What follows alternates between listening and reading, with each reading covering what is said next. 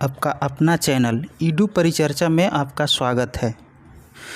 अभी ईडूटेरिया का जो बुक आया है 7500 प्लस ऑब्जेक्टिव वाला, उसका फुल डिस्कशन चल रहा है। आज इस क्रम में तीसरा सेट है। तीसरा सेट का पहला क्वेश्चन है, पंजाब के विलय के संबंध में निम्नलिखित में से कौन सा कथन असत्य है। तो देखते हैं ऑप्शन। तो पहला ऑप्शन है 29 मार्च 1849 को गवर्नर जनरल की ओर से घोषणा हुई कि पंजाब राज्य समाप्त हो गया है। यह सही है। घोषणा किया गया 29 मार्च 1849 में और 2 अप्रैल 1849 को भारतीय ब्रिटिश साम्राज्य में मिला लिया गया था। ऑप्शन नंबर बी, महाराजा दिलीप सिंह के सभी प्रदेश भारतीय ब्रिटिश साम्राज्य का हिस्सा बन गए हैं। यह सही है। तीसरा ऑप्शन है दिलीप सिंह को 2,50,000 वार्षिक पेंशन दी गई थी। यह गलत है। 5 लाख वार्षिक पेंशन दी गई थी। पंजाब में हिंदू शाही राजवंश के संस्थापक कल्लर को माना जाता है। नेक्स्ट क्वेश्चन, किस वर्ष से भारतीय राष्ट्रीय कांग्रेस की कार्यवाही में महिलाओं ने भाग लेना आरंभ कर दिया। तो इसका सही उत्तर है 1889 में। 1889 में कांग्रेस के प्रथम महिला अध्यक्ष एनी बेसेंट जो 1917 में बनी थी, और प्रथम भारतीय पूछेगा तो सरोजिनी नायडू जो 1925 में बनी थी। और कांग्रेस का गठन 1885 में हुआ था। कांग्रेस का गठन 1885 में हुआ था। नेक्स्ट, रंपा विद्रोह 1917 में हुआ था, जिसका नेता सीताराम राजू थे। सीताराम राजू थे। और पूछेगा कि ओलंपिक में महिलाओं की भागीदारी तो 1900 ईस्वी से शुरू हो गया था। नेक्स्ट, निम्नलिखित में से कौन सा आधुनिक भारतीय इतिहास में घटनाओं के सही कालानुक्रमिक क्रम को इंगित करता है। तो इसका सही उत्तर है मार्ले मिंटो जो 1909 में हुआ था। जलियांवाला बाग हत्याकांड 1919 में हुआ था। और गांधी इरविन समझौता 1931 में हुआ था। और अगस्त प्रस्ताव 1940 में हुआ था। यही सही क्रम है। सविनय अवज्ञा आंदोलन कब हुआ था? तो 1930 में। 1930 में। नेक्स्ट, भारत छोड़ो प्रस्ताव की निम्नलिखित में से किसने अनुशंसा की थी? तो जवाहरलाल नेहरू ने। जवाहरलाल नेहरू ने। सरदार वल्लभ भाई पटेल ने 1931 में कांग्रेस का अध्यक्ष बने थे, जो कराची में हुआ था। जो कराची में हुआ था। जवाहरलाल नेहरू 3 बार कांग्रेस के अध्यक्ष बने थे। 1929 लाहौर में, 1936 लखनऊ में और 1937 फैजपुर में, जो एक गांव में हुआ था। फैजपुर एक गांव में हुआ था 1937 में। और सबसे ज़्यादा समय के लिए कौन बने थे? तो अबुल कलाम आज़ाद 1946 से 46 तक। 1940 से 46 तक। और आज़ादी के समय भारतीय राष्ट्रीय कांग्रेस के अध्यक्ष जेवी कृपलानी थे। और आज़ादी के समय एक विशेष अधिवेशन हुआ था। उसमें भारतीय राष्ट्रीय कांग्रेस के अध्यक्ष राजेंद्र प्रसाद हुए थे विशेष अधिवेशन में। नेक्स्ट, किस स्वतंत्रता संग्राम सेनानी ने लाठी और अखाड़ा क्लब की स्थापना की? तो बाल गंगाधर तिलक। बाल गंगाधर तिलक। हिंदुस्तान रिपब्लिकन एसोसिएशन की स्थापना सचिंद्रनाथ सन्याल के द्वारा 1924 में किया गया था। नेक्स्ट क्वेश्चन, 1942 में भारत छोड़ो आंदोलन के दौरान शहीद हुई किस महिला को बूढ़ी गांधी कहा जाता है? बूढ़ी गांधी मातंगी हजारा को। मातंगी हजारा को, जो भारत छोड़ो आंदोलन के समय में शहीद हो गई थी। और भारत छोड़ो आंदोलन के समय कांग्रेस का रेडियो प्रसारण कौन कर रही थी? तो उषा मेहता। उषा मेहता। और राष्ट्रपति चुनाव लड़ने वाली पहली महिला लक्ष्मी सहगल। लक्ष्मी सहगल जो हार गई थी। नेक्स्ट, दीनबंधु सार्वजनिक सभा की स्थापना किसके द्वारा की गई थी? दीनबंधु सार्वजनिक सभा की स्थापना किसके द्वारा की गई थी? तो ज्योतिबा फूले के द्वारा, ज्योतिबा फूले के द्वारा। और सत्यशोधक समाज का भी स्थापना ज्योतिबा फूले के द्वारा 1873 में किया गया था, 1873 में किया गया था। और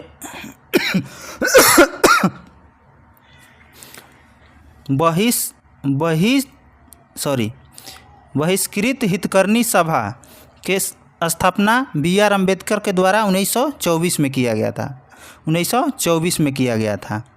और सर्वेंट ऑफ इंडिया सोसाइटी के संस्थापक गोपाल कृष्ण गोखले को माना जाता है, जो 1905 में किए थे, 1905 में किए थे। सैयद वंश के सुल्तानों का सही कलानुक्रम क्या था? सैयद वंश के सुल्तान के सही कलानुक्रम क्या था? तो पहले हो जाएगा खिज्र खां, खिज्र खां जो सैयद वंश के संस्थापक थे। उसके बाद होगा मुबारक शाह, उसके बाद होगा मोहम्मद शाह, उसके बाद अलाउद्दीन आलम शाह, अलाउद्दीन आलम शाह। इसका आंसर सी यानी कि 1 3 2 4, 1 3 2 4। नेक्स्ट, रुद्रमा के संदर्भ में निम्नलिखित कथनों पर विचार कीजिए एवं उसके बारे में सही कथन को चुनिए। तो देखते हैं कथन। रानी रुद्रमा वारंगल के काकतीय वंश की चौथी स्वतंत्र शासिका थी, तो यह सही है। दूसरा ऑप्शन है उसने दक्षिण तमिलनाडु के पांड्य, उड़ीसा के पूर्वी गंग शासक देवगिरी से सेवना शासक को पराजित किया था, यह गलत है। तो इसमें केवल एक सही है, यानी कि ए आंसर सही है। काकतीय वंश की राजधानी कहाँ थी? तब वारंगल थी, वारंगल। मध्ययुगीन भारत के संदर्भ में सरैस या सराय अधिनियम किससे संबंधित है? तो इसका संबंध एक स्थान जिसका उद्देश्य भारतीय और विदेशी यात्रियों, तीर्थयात्रियों, व्यापारियों आदि को अस्थायी आवास प्रदान करना था। यह 1867 में आया था, सराय अधिनियम जिसको कहा जाता है, 1867 में आया था। नेक्स्ट, निम्नलिखित कथनों पर विचार करना है, कौन सा कथन सही है? तो पहला, इल्तुतमिश ने सीदा तथा पैबोस की प्रथा के प्रति समान अभिवादन दर्शाने के रूप में आरंभ किया था, यह गलत है। यह बलबन ने शुरू किया था, बलबन ने लौह एवं रक्त की नीति भी अपनाई थी। दूसरा है, बलबन ने चांदी का टक्का तथा तांबे की जीतल मुद्रा के रूप में प्रचलित किया था, यह भी गलत है। यह इल्तुतमिश के द्वारा शुरू किया गया था। चांदी के टक्का और तांबे का जीतल मुद्रा इल्तुतमिश के द्वारा शुरू किया गया था। दिल्ली सल्तनत का वास्तविक संस्थापक इल्तुतमिश को माना जाता है। दिल्ली सल्तनत का वास्तविक संस्थापक इल्तुतमिश को, एवं ऐसे पूछेगा दिल्ली सल्तनत के संस्थापक, तो कुतुबुद्दीन ऐबक को माना जाता है। यानी कि दोनों कथन गलत है, डी आंसर होगा।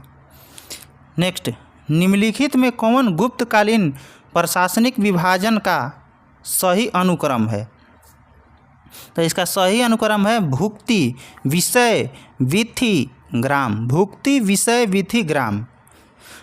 गुप्त काल में भू राजस्व का दर 1/4 से 1/6 तक था। गुप्त राजवंश का राजकीय चिन्ह गरुड़ पक्षी था। नेक्स्ट, निम्नलिखित में कौन सा मंदिर वास्तुकला की वेसर शैली का उदाहरण है? तो व्हेलेश्वर मंदिर जो कर्नाटक में स्थित है, यह विश्व धरोहर, यूनेस्को की विश्व धरोहर में 42वां धरोहर शामिल किया गया है व्हेलेश्वर मंदिर को। व्हेलेश्वर हाल ही में किसको शामिल किया गया है? तो असम में अहोम राजवंश के राजधानी मोइदम को शामिल किया गया है लेटेस्ट में। कंदारिया महादेव मंदिर मध्य प्रदेश में है, शिव देवता के लिए प्रसिद्ध हैं। श्री राम मंदिर अयोध्या का वास्तुकार कौन था? चंद्रकांत सोमपुरा। और राम मंदिर यानी कि मूर्ति, राम मंदिर में मूर्ति जो है उसका वास्तुकार योगीराज। नेक्स्ट, प्राचीन भारत के इतिहास के संदर्भ में भवभूति हस्तिमल तथा छिमेश्वर क्यों प्रसिद्ध हैं? यह नाटककार थे, यह लोग नाटककार थे। मालती माधव के लेखक भवभूति हैं, मालती माधव के भवभूति। नेक्स्ट क्वेश्चन, भारतीय संविधान की प्रस्तावना में उल्लेखित सही क्रम कौन सा है? तो इसका सही क्रम है संपूर्ण प्रभुत्व संपन्न, समाजवादी, पंथ निरपेक्ष एवं लोकतंत्रात्मक। यह सही क्रम है। और 42वां संविधान संशोधन 1976 में 3 शब्द प्रस्तावना में जोड़ा गया था। पहला समाजवादी, दूसरा धर्मनिरपेक्ष और तीसरा अखंडता को जोड़ा गया था। नेक्स्ट क्वेश्चन, पंचायती राज के संदर्भ में कौन सा कथन सत्य है? पंचायती राज के संबंध में कौन सा कथन सत्य है? तो ऑप्शन ए है, पंचायत समिति और जिला परिषद अध्यक्ष प्रत्यक्ष निर्वाचित सदस्यों से गठित होता है। यह गलत है, यह गलत है। दूसरा है, पंचायत स्तर चुनाव लड़ने की न्यूनतम आयु 18 नहीं बल्कि 21 वर्ष का होता है। 21 वर्ष होना चाहिए, यह सत्य है। 18 वर्ष गलती से लिखाया है इस बुक में। 18 वर्ष बोला जाएगा तो वोट देने का अधिकार जो है 18 वर्ष है। सी ऑप्शन है, पंचायती राज संस्थाओं का चुनाव राज्य चुनाव आयोग के पर्यवेक्षण में होता है। ये भी गलत है, ये भी गलत है। नेक्स्ट क्वेश्चन, अच्छा, 73वां संविधान संशोधन द्वारा पंचायती राज को 1992 में लाया गया था। पंचायती राज में कुल 29 विषय है और नगरपालिका को 74वां संविधान संशोधन के द्वारा 1992 में लाया गया था। इसमें कुल 18 विषय हैं, कुल 18 विषय हैं।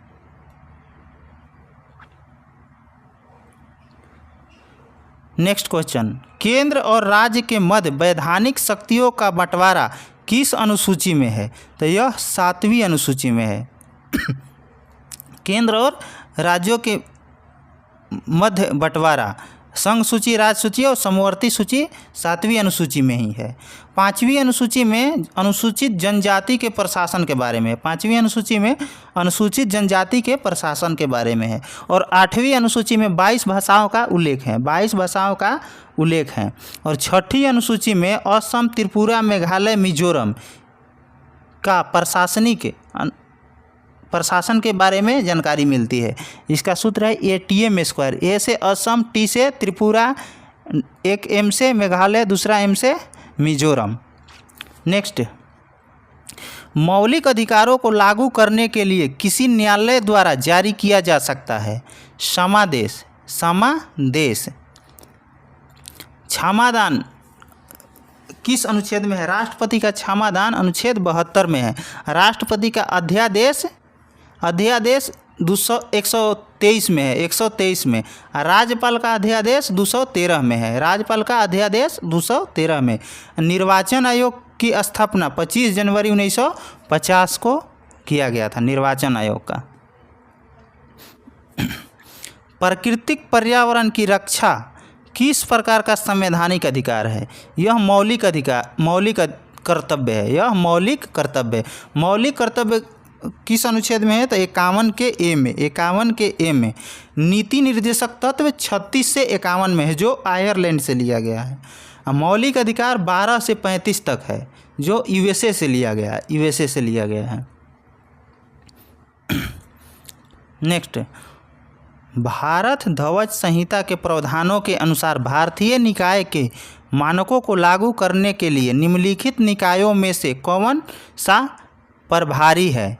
तो यह भारतीय मानक ब्यूरो, भारतीय मानक ब्यूरो। राष्ट्रीय ध्वज को संविधान सभा द्वारा कब अपनाया गया था?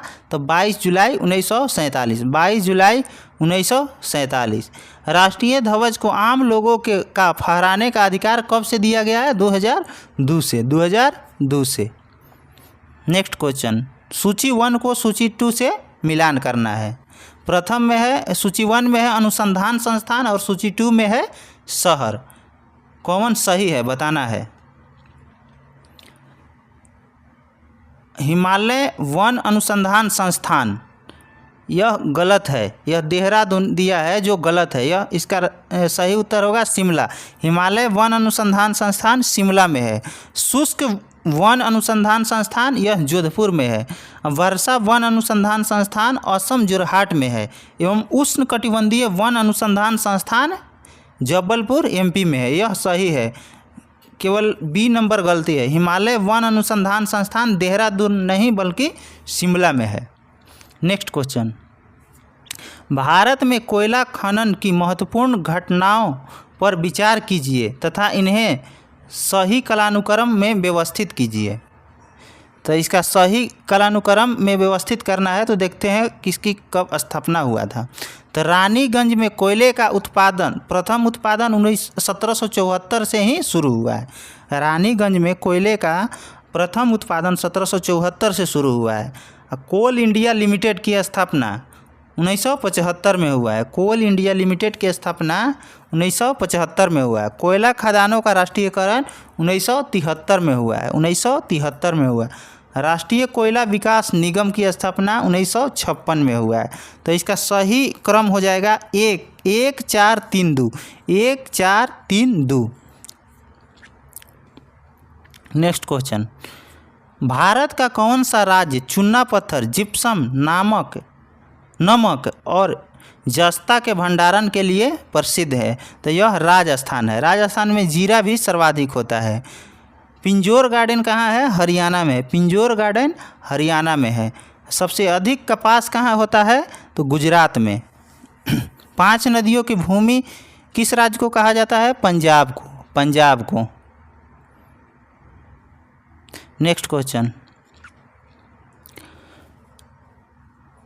भारत की 2011 की जनगणना के अनुसार भारत की नगरीय जनसंख्या का प्रतिशत कितना है?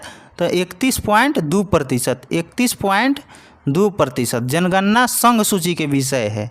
संघ सूची में कुल 100 विषय है। जनजातीय जनगणना की शुरुआत 1931 में हुआ। जनजातीय जनगणना की शुरुआत 1931 में हुआ। नैनो टेक्नोलॉजी के जनक किसे कहा जाता है? नैनो टेक्नोलॉजी के रिचर्ड फेनमैन को माना जाता है। 1 नैनोमीटर बराबर 10⁻⁻9 मीटर होता है। 1 नैनो बराबर 10⁻⁻9 मीटर होता है। एसी मोटर के खोज निकोला टेस्ला के द्वारा 1887 में किया गया था। 1887 में। निम्नलिखित में से रॉकेट किस सिद्धांत पर कार्य करता है? तो रेखीय गति संरक्षण। और घर का छप्पड़ उड़ना किस पर आधारित है? तो बर्नौली के सिद्धांत पर। अवोगाद्रो संख्या की मान कितना होता है? तो 6.023 गुना 10⁻23। 10⁻23। नेक्स्ट, इको साउंडिंग का प्रयोग होता है समुद्र की गहराई मापने में। और फैदोमीटर का भी प्रयोग होता है समुद्र के गहराई मापने में। भूकंप की तरंगों की तीव्रता रिकॉर्ड किया जाता है सिस्मोग्राफ पर। सोलर सेल निम्न में से किसके बने होते हैं? तो अर्धचालक में किसका प्रयोग किया जाता है? तो सिलिकॉन की। अति चालकता के खोज किसके द्वारा किया गया? तो कैमरलिन ओन्स के द्वारा 1911 में। नेक्स्ट, एसी वर्षा जिसमें सल्फ्यूरिक एसिड या नाइट्रिक एसिड के घटक शामिल होते हैं और इसका पीएच मान 4.5 से कम होता है कहलाती है क्या? तो अम्ल वर्षा में SO2 NO2 होता है। अम्ल वर्षा में SO2 और NO2 होता है। संवहनीय वर्षा कहाँ होती है? तो विषुवतीय क्षेत्र में होता है। संवहनीय वर्षा विषुवतीय क्षेत्र में होता है। और पर्वतीय क्षेत्र में पर्वतीय वर्षा होता है। नेक्स्ट क्वेश्चन, जहरीली गैसों को खत्म करने के लिए उत्प्रेरक रूपांतरणों में निम्नलिखित में से किस धातु का उपयोग उत्प्रेरक के रूप में किया जाता है? तो रेहोडियम का। उत्प्रेरक के खोज बर्जिलियस के द्वारा किया गया।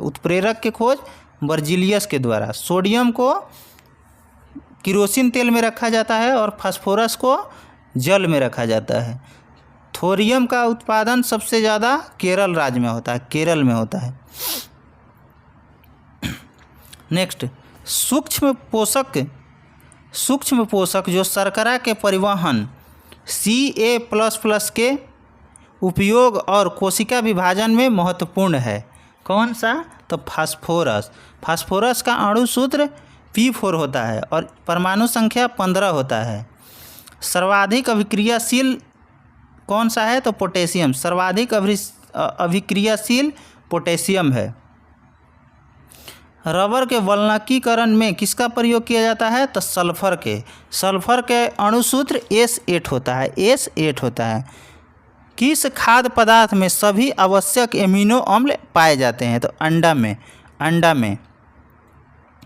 मानव में कुल कितने अमीनो अम्ल पाए जाते हैं? तो 20। प्रोटीन कहाँ होता है सबसे ज़्यादा? दाल में।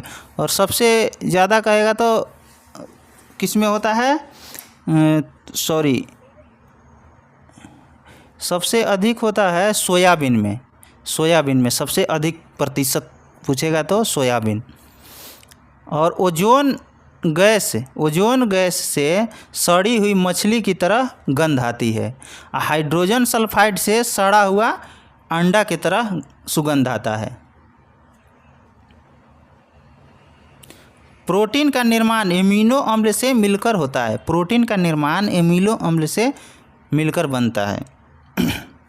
निम्नलिखित युग्मों में से कौन सा सुमेलित नहीं है? तो पेडोलॉजी, पौधे के जीवाश्मों का अध्ययन, यह गलत है। पेडोलॉजी में मृदा का अध्ययन किया जाता है। जीवाश्मों का अध्ययन पेलियोंटोलॉजी में किया जाता है, पेलियोंटोलॉजी में। एंथोलॉजी में फूलों का अध्ययन किया जाता है, सही है। एंटोमोलॉजी में जंतु विज्ञान की शाखा एवं कीटों का अध्ययन किया जाता है, यह भी सही है। ट्रोफोलॉजी में पोषण का अध्ययन किया जाता है, ट्रोफोलॉजी में पोषण का अध्ययन किया जाता है। नेक्स्ट क्वेश्चन, किस शैवाल से आयोडीन की प्राप्ति, किस शैवाल से आयोडीन की प्राप्ति होती है? तो लिमनेरिया से, लिमनेरिया से। सरगैसो सागर कहाँ पाया जाता है? तो अटलांटिक में, अटलांटिक महासागर में। यहाँ बहुत सारे शैवाल पाए जाते हैं। नेक्स्ट, निम्नलिखित में से कौन सा धातु अम्ल से अभिक्रिया करके आसानी से हाइड्रोजन गैस विस्थापित करता है? तो Mg यानी मैग्नीशियम। मैग्नीशियम के परमाणु क्रमांक 12 होता है। मैग्नीशियम क्लोरोफिल में पाया जाता है। कॉपर Cu, कॉपर के 29 होता है। इसको उत्कृष्ट धातु भी कहा जाता है। Pt यानी प्लेटिनम के परमाणु क्रमांक 78 होता है। Hg पारा का 80 होता है। इसको क्विक सिल्वर भी कहा जाता है, पारा को क्विक सिल्वर भी कहा जाता है। नेक्स्ट क्वेश्चन, हरगोविंद खुराना को किस आविष्कार के लिए, हरगोविंद खुराना को किस आविष्कार के लिए सम्मानित किया गया था? तो जीन के संश्लेषण के लिए। उनको 1968 में नोबेल पुरस्कार दिया गया था। प्रोटीन के संश्लेषण के कहाँ होता है? तो राइबोसोम में होता है। प्रोटीन का संश्लेषण राइबोसोम में होता है। नाइट्रोजन क्षार 2 रूप में आते हैं, प्यूरिन और पायरीमिडीन। प्यूरिन और पायरीमिडीन नाइट्रोजन के क्षार के 2 रूप हैं। नेक्स्ट, निम्नलिखित में कौन सा पौधा कीट पकड़ता है? तो नेपेथेंस, नेपेथेंस और पिचर प्लांट भी कीट को पकड़ लेता है और मार देता है। निम्नलिखित में किस विटामिन की कमी से सीलियक रोग हो जाता है? सीलियक रोग, तो B12 की कमी से सीलियक रोग हो जाता है। B12 का क्या नाम है? साइनोकोबालामीन, साइनोकोबालामीन। विटामिन सी को अस्कॉर्बिक एसिड कहा जाता है, जो खाना को गर्म करने पे यह समाप्त हो जाता है, उड़ने लगता है। विटामिन ई को टेकोफेरॉल कहा जाता है, विटामिन ई को टेकोफेरॉल, जो जनन क्षमता के लिए आवश्यक है। विटामिन के फिनोक्विनिन के नाम से जाना जाता है। कोशिकाओं में मौजूद जेली जैसा तरल पदार्थ क्या कहलाता है? कोशिका द्रव। कोशिकाओं में मौजूद जेली जैसा तरल पदार्थ कोशिका द्रव कहलाता है। कोशिका द्रव। जीव द्रव की खोज डुजार्डिन के द्वारा 1835 में किया गया। डुजार्डिन के द्वारा 1835 में किया गया। इसका नामकरण पुरकिंजे के द्वारा किया गया। पुरकिंजे के द्वारा। नेक्स्ट, पादपों की विभिन्न प्रजातियों के दीर्घकालीन संरक्षण की तकनीक कौन सी है? तो in vitro gene bank. In vitro gene bank. पादप कोशिका में ही केवल कोशिका भित्ति पाया जाता है, जंतु कोशिका में नहीं पाया जाता है। पर्यावरण निष्पादन सूचकांक सर्वप्रथम कब जारी किया गया था? तो 2002 में। 2002 में। वन्य जीव संरक्षण। वन्य जीव संरक्षण कब आया था? तो 1972 ईस्वी में। जो इसमें गलत लिखा गया है, 1970 नहीं है, 1972 ईस्वी में।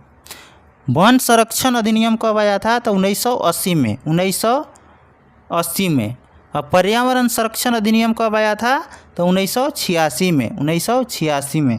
एनजीटी की स्थापना कब हुआ था? तो 2010 में। एनजीटी के 2010 में। किसान कॉल सेंटर की स्थापना किसके लिए कब किया गया था? 2004 में। 2004 में। नेक्स्ट, बढ़ती शहरी रोजगार के परिप्रेक्ष्य में ग्रामीण शहरी पलायन से संबंधित विरोधाभास की निम्नलिखित में से कौन सा मॉडल व्याख्या करता है? तो इसका सही उत्तर है Harris Dover model. Harris Dover Todaro. Harris Todaro model. Harris Todaro model. Next, सूची 1 को सूची 2 से मिलाना है। सूची 1 में चित्रकारी है, सूची 2 में राज्य है। सूची 1 में चित्रकारी है, 2 में राज्य है। मधुबनी कला किस राज्य की है? बिहार की। मधुबनी बिहार की। लेपाक्षी आंध्रा के। लेपाक्षी आंध्रा के। पटचित्र उड़ीसा के। और वारली कला महाराष्ट्र के है। यानी कि इसका सही उत्तर हो जाएगा डी, 4312। 4312। बनी ठनी किशनगढ़ की कैला किस राज्य की है? तो राजस्थान की। राजस्थान के। हंस दमयंती का चित्रकार राजा रवि वर्मा। हंस दमयंती का चित्रकार राजा रवि वर्मा। फड़ चित्र किस राज्य से संबंधित है? राजस्थान से। बनी ठनी को राजस्थान का मोनालिसा भी कहा जाता है। नेक्स्ट, फिलिप्स वक्र निम्नलिखित में से किसके मध्य संबंध स्थापित करता है? तो मुद्रास्फीति और बेरोजगारी। मुद्रास्फीति और बेरोजगारी के बीच संबंध स्थापित करता है। नेक्स्ट क्वेश्चन, सूची 1 को सूची 2 से मिलाना है। सूची 1 में कोयला आधारित बिजली संयंत्र है और सूची 2 में किस राज्य में अवस्थित है? राज्य का नाम बताना है। पहला कहलगांव, यह बिहार में है। कहलगांव बिहार में है। खरगोन मध्य प्रदेश में है। खरगोन मध्य प्रदेश में। कोरबा छत्तीसगढ़ में है।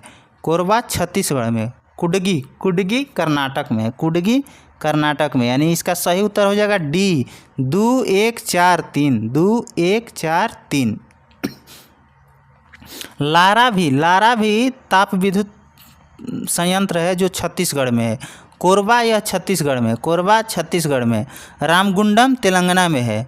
सिंगरौली जो उत्तर प्रदेश और मध्य प्रदेश दोनों की सीमा पर स्थित है। सिंगरौली। नेक्स्ट, निम्नलिखित जोड़ों में से कौन सा जोड़ा सही सुमेलित नहीं है? तो एडम स्मिथ के कौन सा पुस्तक है? Wealth of nation. Wealth of nation Adam Smith. General theory of employment interest and money, यह जे.एम. किन्स की पुस्तक है।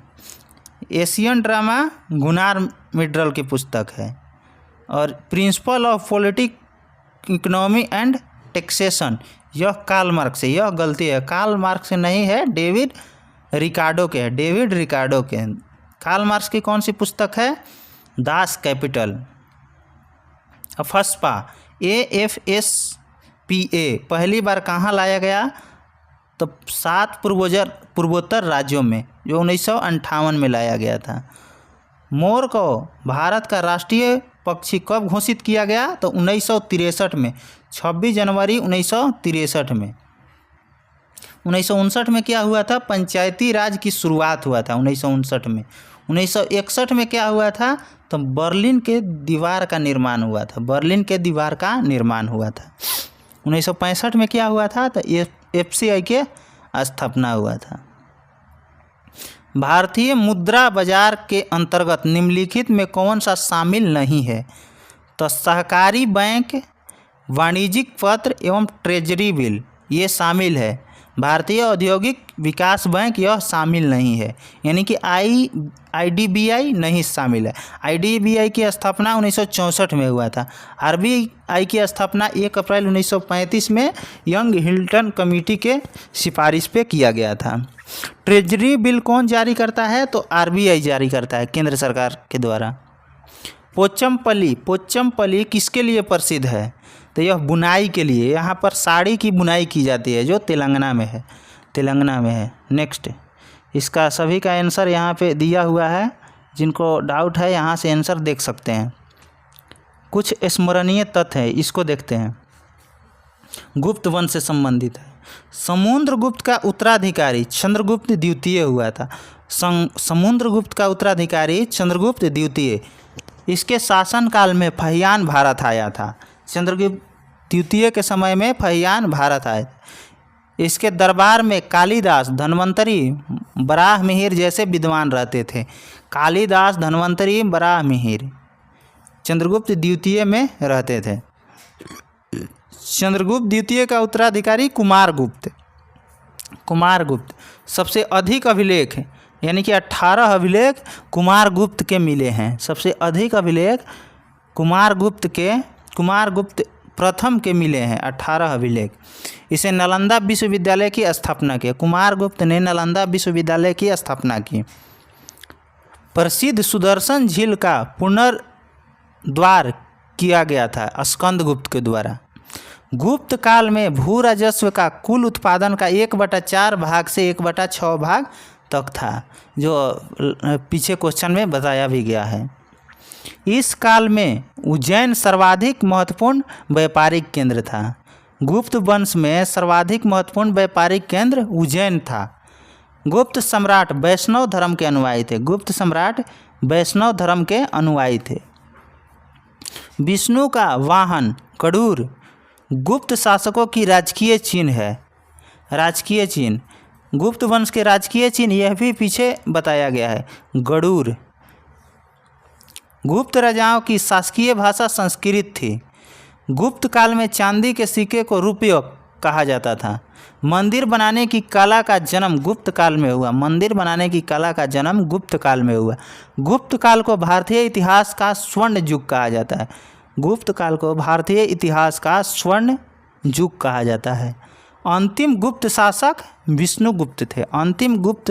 विष्णुगुप्त थे। अब यह समाप्त हो गया। अगर आप लोगों को यह सीरीज अच्छा लग रहा है तो हमारे चैनल को सब्सक्राइब करें और शेयर करें। धन्यवाद।